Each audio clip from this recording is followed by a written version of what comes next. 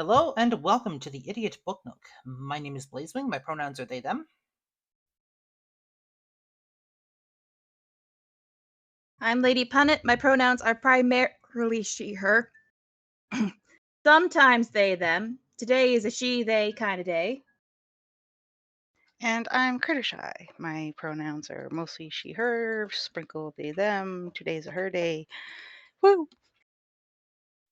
And we're going to be talking about Chapter 5 of Fame Has Its Price by the Vampire Jack Townson. But before we get into that, if you'd like to follow us on social media, you can do so at linktr.ee/idiotbooknook. You'll be able to find links to our podcast, to our YouTube, and to all of our individual projects on the net that we have on the go, including Dragon, who is currently on hiatus for the moment. You'll be able to see what we're all up to these days. With that being said,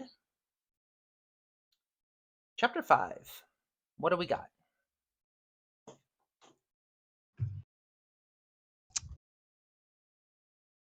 Alexander continues to make me uncomfortable.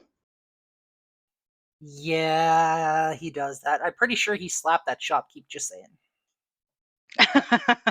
No doubt. But even before that, it's just, I can't tell if it's because I know, because we were trigger warned about all of the things, including the Yeah, there's grooming. the stuff. thing. So you're worried that it's from that this is the beginning, I guess. This is the beginning of it. And just like it's all of these things, and it's how apparently he did something to 6 of Annabelle's girls. Probably ate him.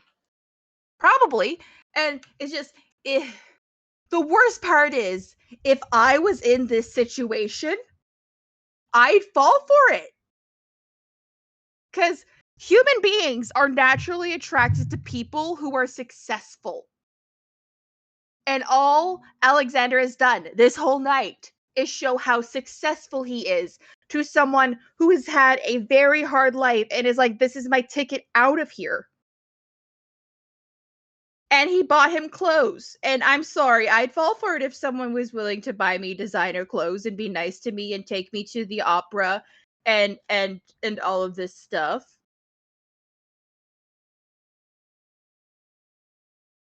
So yeah, Alexander continues to make me uncomfortable.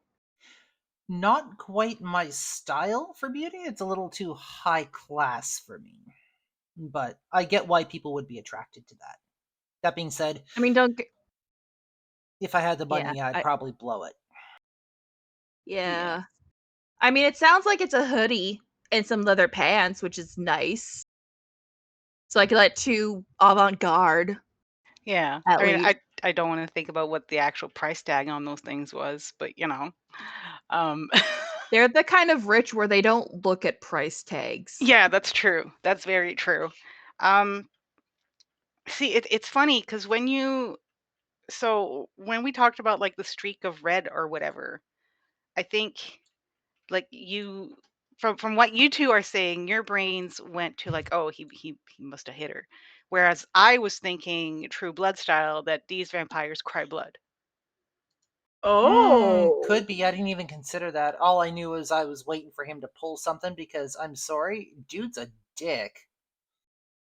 I while he does definitely seem like a pompous man, I'm still like, You don't think he hit a woman? well, not that so much as like I'm not at the point yet where I'm willing to say this is going to be our villain,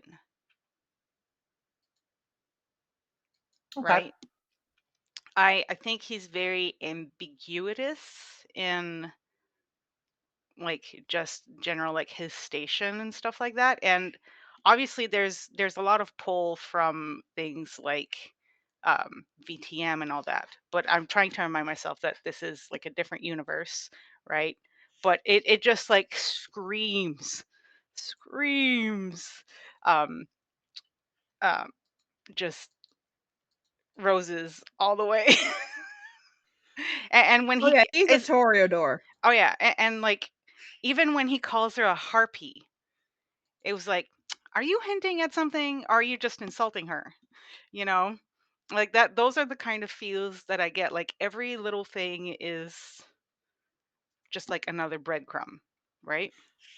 But it's just a breadcrumb, so I'm not willing to make full out decisions on a lot of things yet. But definitely, yeah. I Bliss think we're says we're in for a ride. Bliss says when it comes to the abuse, he wouldn't do it in public. And I mean, yeah, you're not wrong, because if you want to carry on that charade, you don't do that in public. That way it's plausible deniability when you're out. What? I would never do that.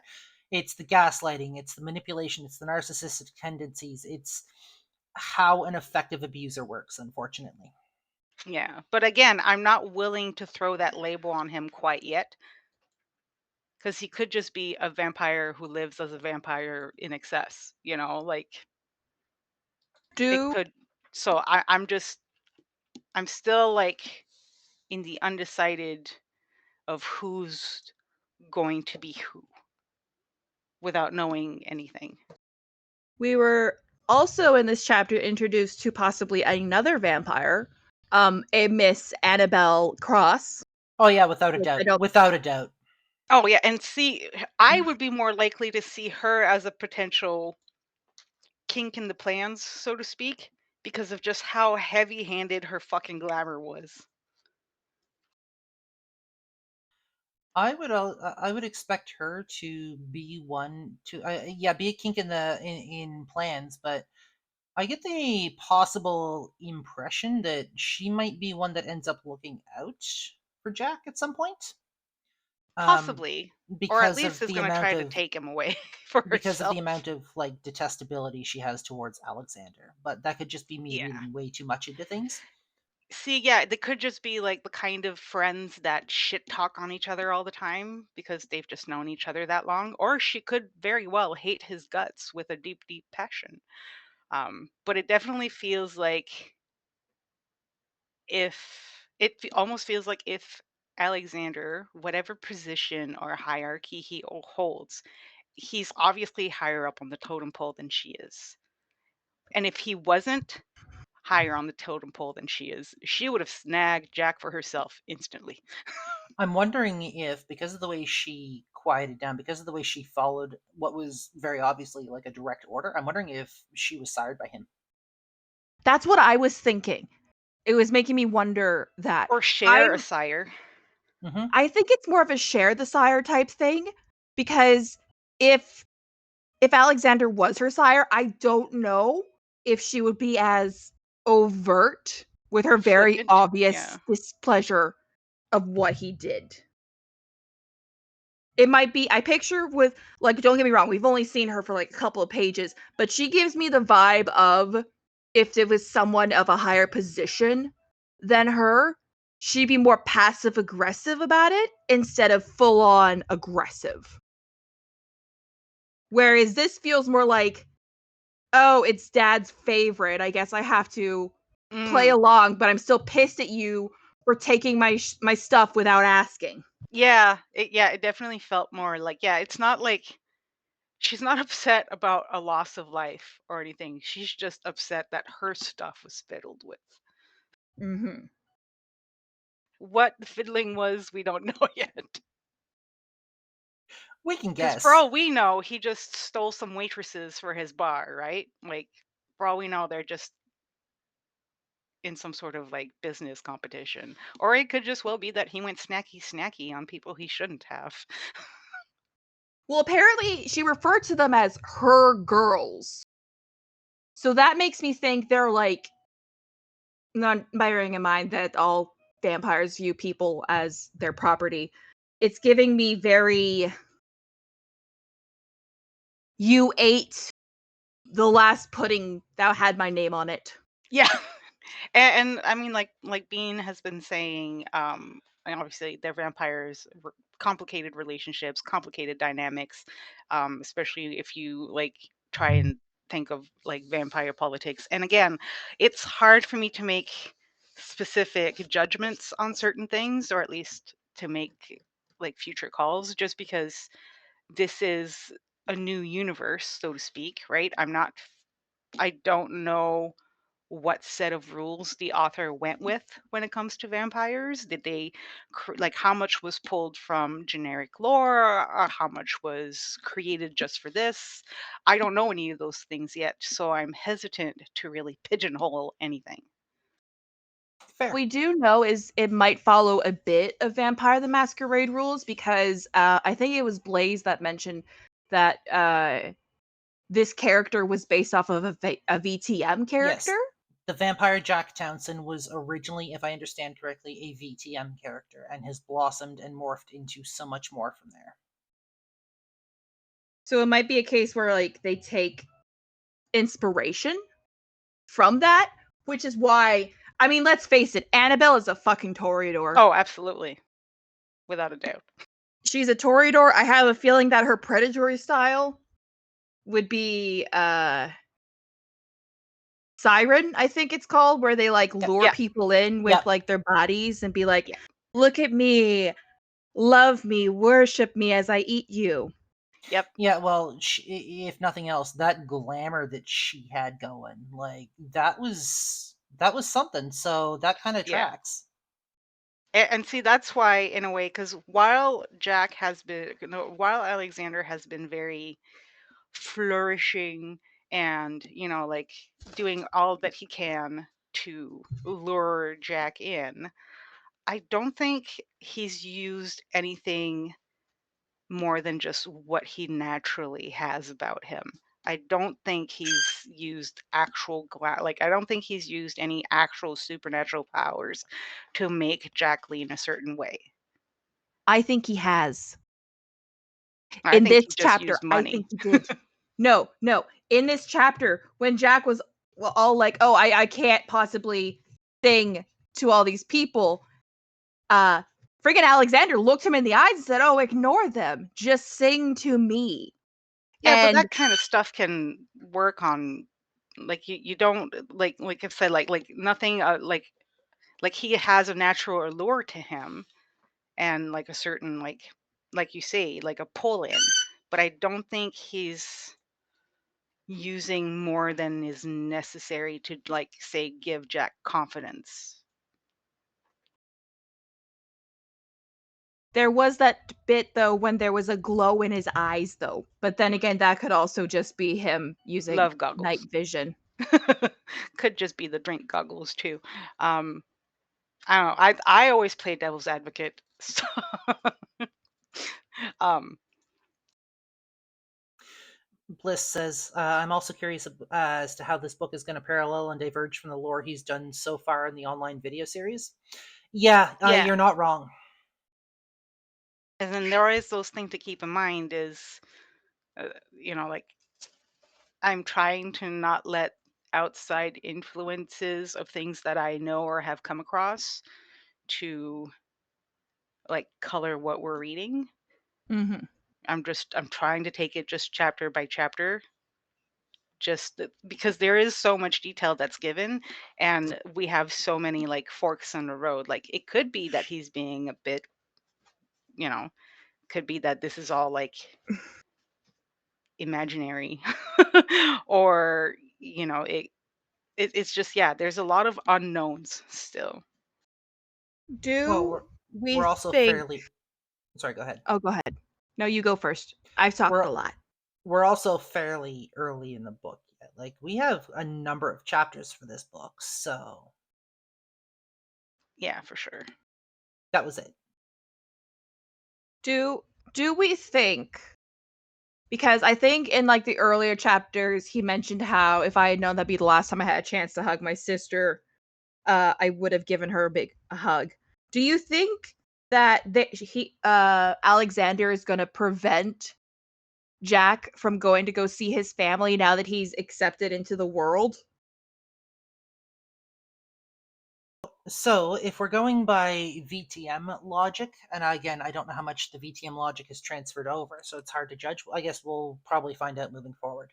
Um, but if we're going by VTM lore, then yes, he absolutely would.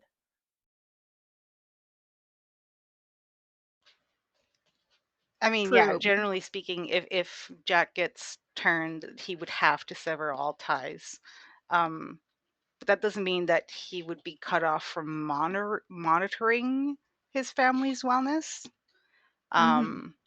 What I'm worried about is that it's his last chance, not because he won't be allowed, but because something happens to him or to her. I think what's gonna happen is that since he's no longer around, or if he, like, goes missing, that will set his sister off on the deep end, and she's going to sadly overdose. Yep. Yeah. See, that's my fear is that is that it's not because he's not gonna be, like, allowed to see her, it's because she's going to relapse and leave this mortal coil. Yes, Bert, I hear you. I'm almost done. And then it will be all of the other brothers' fault for bringing that shit into the household. Yep. Absolutely. Oh! Oh, that's gonna actually, I have a theory now. Mhm. So I think sister's gonna OD because Jack's not gonna be able to either not go see his family or not be around as much. She'll OD. The other brother's gonna feel so guilty that he's gonna do something stupid, like either get caught with all his stuff or get involved in something, either get sent to jail or die. And then the father is gonna go on a bender and basically get alcohol poisoning or something like that and die as well. Yeah. It's possible. Bliss, as for your question, 1 second. I believe we did, yes. I'm pretty sure we did. Just give me 1 second to find it. Uh, Look at my big kitty. That is a big kitty. where is it?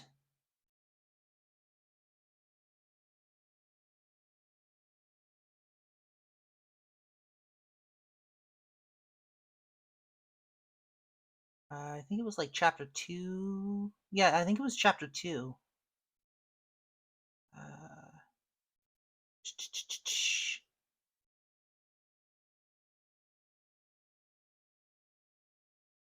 Yeah, chapter 2 or 3, I think. Chloe turn was it? Uh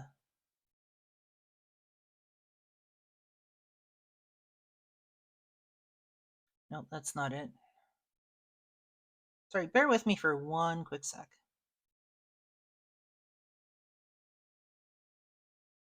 I wonder if my mic can pick up his purring. Oh, yup. Like a little Harley Davidson. Yeah, he's got a big purr. Here we go. So I'm working on Here a. we Oh, go ahead. Here we go. I genuinely yearned for something to take me away to a place where I could truly be seen, loved, and valued. A place where I could live a life of my own, free from the shackles of my pathetic existence, free from the broken fragments of the life that had been thrust upon me. A place where my mother hadn't succumbed to cancer, where my father wasn't a drunken victim of frontal lobe dementia, where my brother hadn't become a drug dealer and ensnared our beloved sister in the grips of heroin. Anywhere but here. So, yes, we do have actual confirmation that the sister was uh, a user. And that it was the brother's fault. Yep. If I remember correctly, he got her addicted to heroin. I think I recall something about maybe her being used in other ways, but I'm not quite sure. It might have just been the being a heroin addict, and then basically Jack had rescued her and kind of nursed her back to health. Hello, Grim. He tried to Hi, attack the Grim. cat because he's jealous. For those of you that can't hear or can't see, rather, Grim is currently Critter's bird is currently standing in front of the camera and actually gave us quite an eyeful. So, like, literally staring at us. See, this Um, is what he does. He flies over and picks a fight he cannot win. but yeah, we did get confirmation that the sister used. So, um, Lady Punny, you were gonna say? Um. Yeah. So basically, all of it traces back to the mom passing away from cancer, and unfortunately, with cancer, it is one of those things where unless you catch it early on, Mhm. sometimes it just You can't stop it, especially it depends on what kind of cancer she had. I don't think it mentioned did it mention what kind of cancer No. she had? Not that I So recall. if it's yeah, so if it's something like breast cancer, uh, or something like that, typically it's more treatable. But then you get the other cancers, like your brain cancers, your stomach cancers, your the inoperable stuff, where it's more dangerous to take it out than it is to leave it. Yeah. And And unfortunately, since they didn't catch it, then the mom died, and then the brother. We don't know for sure why the elder brother took to selling drugs. If it was just a way to make ends meet, or if it was a well, because we got to remember too, this takes place in the States. Mhm. And true. I will say from my time there meeting other families with kids who had cancer and all that, um, sometimes people just can't afford the treatment. Hmm. There's nothing like hearing parents talk about having to pick which one they can afford out of the treatments and hope that it's the right one because they can't afford any of the other ones, you know. So that could be why the brother took up drugs so that he could pay their bills. I mean, that's kind of the whole plot of Breaking Bad, just I saying. Yeah, exactly. And Started off as a even high when you school survive, it can fuck your life. started off as a high school chemistry teacher who contracted cancer and started with the cooking as a way to pay off his medical bills that he needed to pay off, and it just kind of snowballed from there. Yeah, and that could very well be what happened to this family, unfortunately. But yeah, They could actually, since this is in the States, they could still be recovering from that because depending on what they had to do, yeah, chances are they are still in medical debt. probably Yeah, could there be is a why they're very good broke all the possibility. time. And then there's And the father's medical bills because he has dementia. I was just gonna mention that actually. So, I mean, somebody telling Jack, not only will I provide you with the life you've always wanted, but I will give you the means to support your family for the rest of their lives. Like, Anybody else getting higher end escort vibes from this? oh, absolutely. Yes. Yeah. Sell yourself to me, and I'll make sure you want for nothing and that your family has all of their needs taken care of. You just need to come with me, my dear. It's very much a sugar baby arrangement, which works for some people, Hmm. depending on It does. scenarios. It can. If that works for you, I don't shit on it as long as everybody is, the three C's, right? Or whatever you Um, want to call them. Bliss says, hence why Jack losing his job was such a big thing. Absolutely. Yeah. That would have been a in the position they're in, that would have been a devastating blow, like an absolutely devastating blow, especially where Jack was the only one that was actually working like a legit job and the only like And bringing in the monies. official source of Yeah. income for them. Like that would have been huge. Yeah. If they had no insurance or anything like that, if like her sickness came out of nowhere, just the fucking funeral fees at the end would have buried them. Oh yeah, true. The funeral fees and the hospital fees and any grants they would have had to take out or like loans. Yeah, That that shit is adds up, especially at like Jack's age. That's a lot of burden to take on. Bliss says that's definitely the vibe. Very kept woman slash man and their keeper. And yes, and we can already see the grooming starting to play into this. Yeah. Like there were Now, very big vibes of that this chapter. yeah, definitely. Do I mean, do you think if this was less of a vibe of kept woman sugar baby type thing and more of a actual mentorship and a I will pay this is going to be your living allowance. This is how it's going to work. You're going to work for me and I'm going to cover this and this and I expect you to pay me back in labor. Do you think if it was more of that relationship where he tried to disguise it as being less grooming and more of a mentorship, do you think overall we would find it less Icky. Yeah. I don't know. I think those kinds of relationships can definitely exist. And I mean, there's the potential for it to, I think sometimes like because we have vampires, we assume worst case scenario.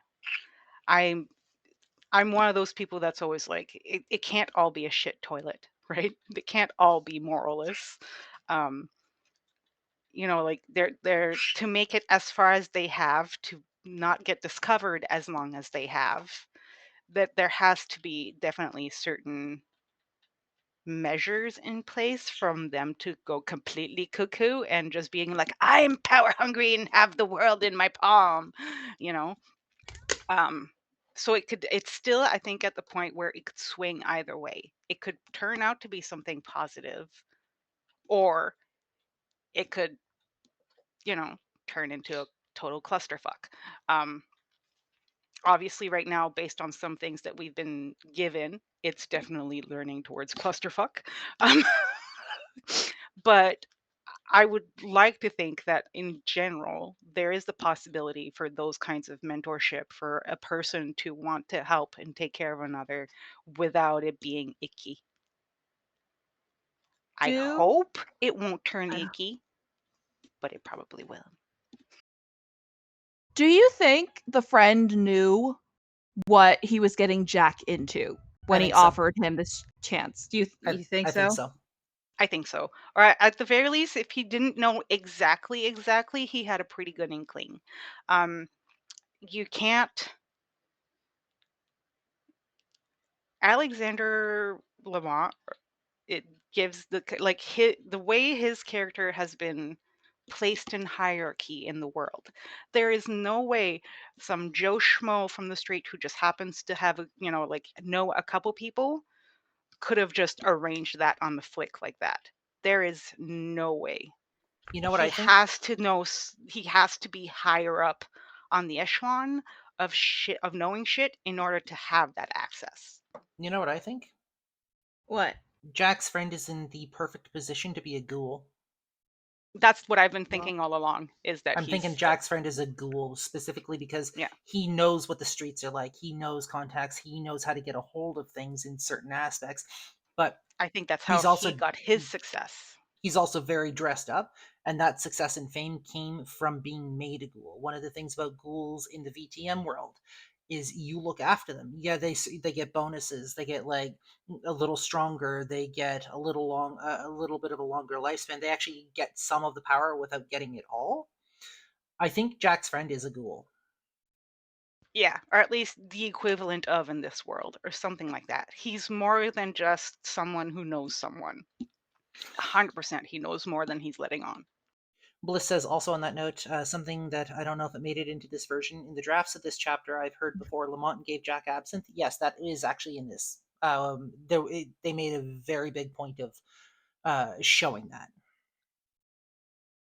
So, Uh, while absinthe can be a good time, it is not the completely debilitating, but debilitating. yeah, as sometimes medias will portray. Also, while I admit that somebody like Lamont would have access to the good stuff, um, The actual absinthe, not the stuff that passes for absinthe over here. and that's the thing is, in general, in North America, there's some pretty severe rules, and the quality of the wormwood available is negligible. So Yeah, here in Canada, you're not allowed to eat. You're not even allowed to have wormwood in it. there's some that you can get that have like very low um, amounts that you can get, but those are all imports, and ooh, Yeah. I have some. do Ooh. Okay, if we're following this vein of logic where, yeah, his friend knew what he was getting him into, do you think he was doing it in a way of like, oh yeah, you're definitely my boss's type, he'll love you, or oh, you are my boss's type, he's gonna love eating you? I think he may have thought he was looking out for, a friend, but I also think Yeah, Working on my theory that he's a ghoul, I think the being a ghoul very much flavored that, and he may have subconsciously been along the lines of, "This is the perfect person. Like, you need help. We can get you the help, but you're gonna pay for it." Yeah. Part of me almost at this point wonders if it was one of those things like, I know exactly what kind of guy you're looking for, and I know exactly where to get him. And Mhm. that running into him in the street was not that um accidental. Uh, Oh, yeah, I'm starting to wonder whether or not that bumping in was prearranged. That was a Yeah, it just little too it's very coincidental. fortuitous. Very, very fortuitous. So either like, you know, Buddy's got a horseshoe up his somewhere, but Yeah. or it was preordained. Bliss says also a question: how far back does the grooming slash manipulation of Jack go? And this is a very important question to ask, which is something we're starting to delve into now. Like, little things here and there, were they really all just coincidences? Which makes me wonder,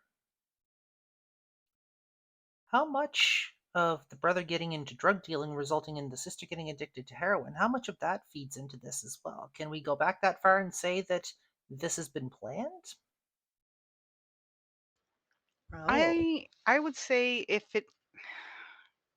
it's not This is planned, it was definitely like, The stars aligned.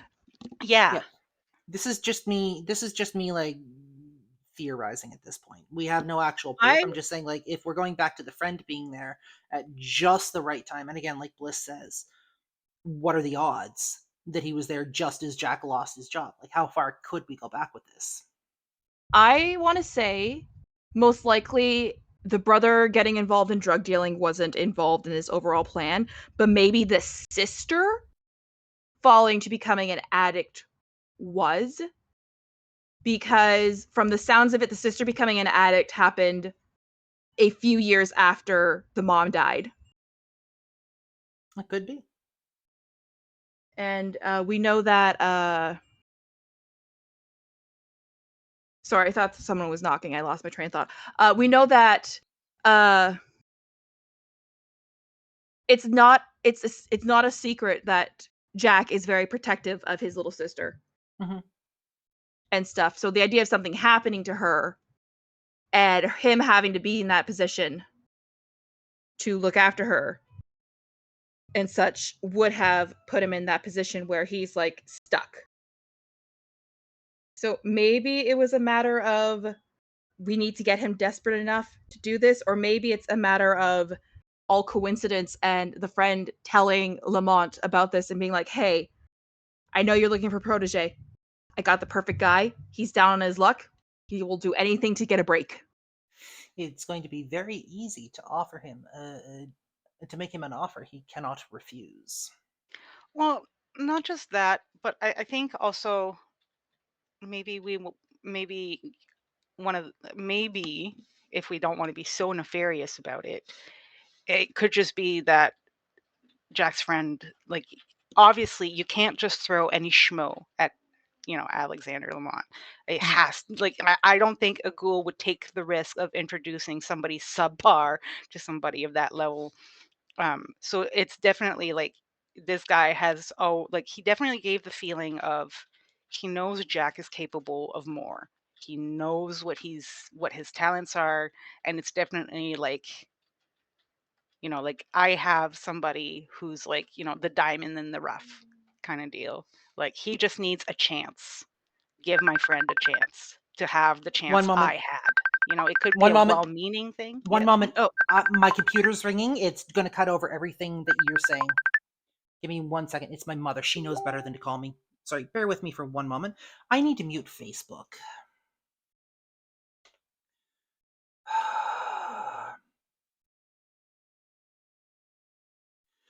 Okay, sorry. Go ahead. Finish your thought.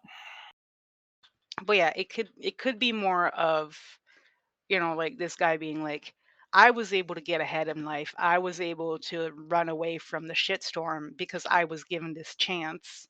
Maybe I can give my pal a chance especially since he's actually talented, and I'm tired of seeing him rot in some, shitty situation. It could be that he's meaning well without fully realizing, like, What he's getting his friend into. yeah, like,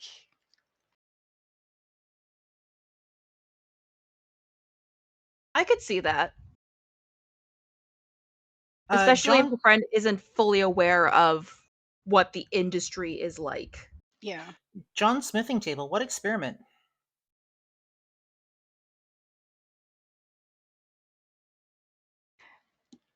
For Blistar saying, "What if Lamont Gould friend because he already knew about Jack?" That one I highly doubt. I would highly doubt him already knowing about Jack, because Jack has never had a chance to really have his talents shown in any arena that would reach someone like Alex. Whatever it was you're trying. What are we trying? Yeah. So, hmm. I Yeah, think because this. Jack hasn't even had a chance to do community theater or anything, so it's not like there was a chance for Lamont to find out about True. him. I think this chapter definitely had a lot in it. Honestly. Mhm.